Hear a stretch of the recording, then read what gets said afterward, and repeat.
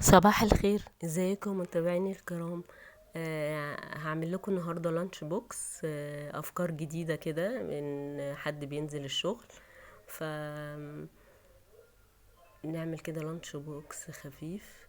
دي بسطرمه عندي، هنشوحهم وهنحط عليها بيضه، حاطين فلفل بس عشان بسطرمه مالحه، وهنرش جبنه رومي وبأي حاجة في البيت، يعني مش لازم توست، مش لازم العيش التورتيه.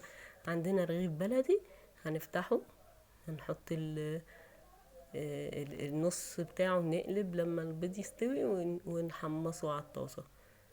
بجد طعمه جميل وتحفة، جربوها بالطريقة دي هتعجبكم قوي. بس هنحمص العيش كده بكل جانب، وهنعمل بقى مج النسكافيه.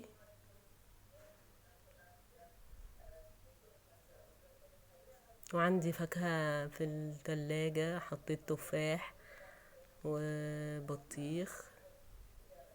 ونحط الساندوتش وادي المشروب، وده احلى لانش بوكس. ايه رأيكم؟ وبكتبولي بقى ايه افكار متنوعة تاني.